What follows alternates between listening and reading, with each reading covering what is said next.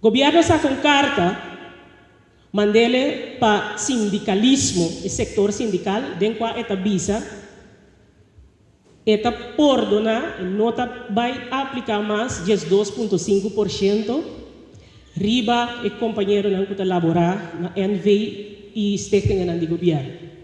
Para a lei de topinkomen também está. Através da lei de topinkomen, corta 2,5% dentro do topinkomen.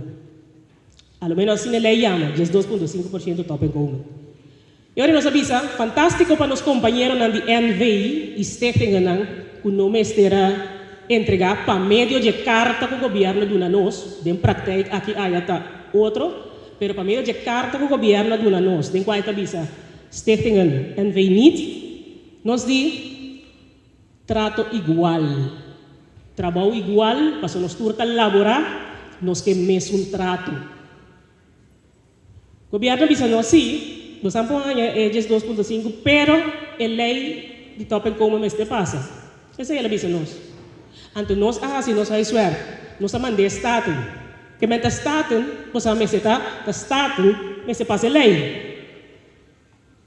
Nós avisa pero nós vota, pelo governo aqui.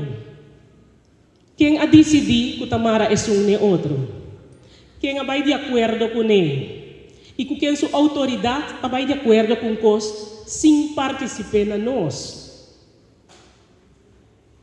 Avisa nós, o santigo vai estar de com, para sobre a água, que nós está sentado em sala aqui, está avisando nos que vai de parte do governo, o mestre, esse aí tem que suceder para nós sair nos 2,5%.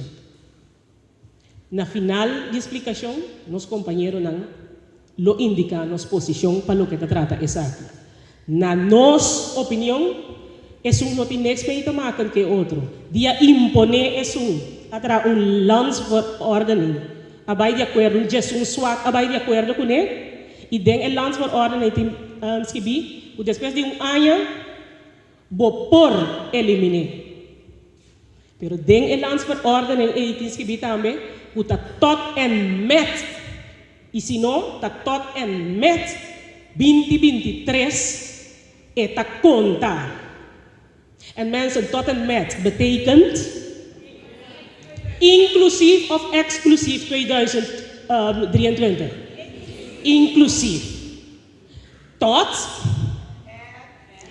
en met. Dus tot en met 2023 também. Que significa até dezembro de 2023.